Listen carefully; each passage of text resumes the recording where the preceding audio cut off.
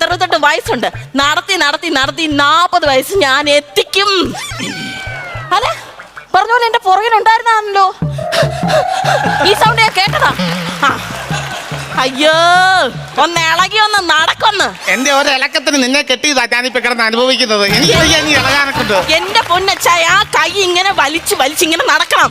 നീ ഇങ്ങനെ കൈ വീശി നടന്നതിന്റെ ആടി ഞാൻ തെറിച്ച് വീട്ടിൽ പോയത്. അതെന്തുവാ? നിന്റെ ഈ കമ്പേ കുട്ടിയും കോലും കളിക്കുന്ന പോലെ താടിക്ക് കുത്തി ഞാൻ വീടിന്റെ മുറ്റത്ത് ചെന്നു.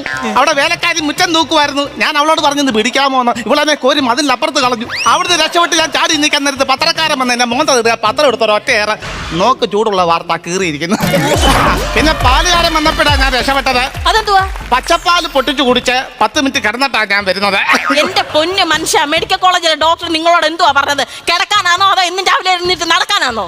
എപ്പോഴും പറഞ്ഞ ഡോക്ടർ നമ്മൾ ചെല്ലുമ്പോൾ അവിടെ ഇരിക്കുവാന്നല്ലോ ചെയ്യുന്നത്. അയാളുടെ ഡ്യൂട്ടി, അദ്ദേഹത്തിന്റെ ഡ്യൂട്ടി അത്.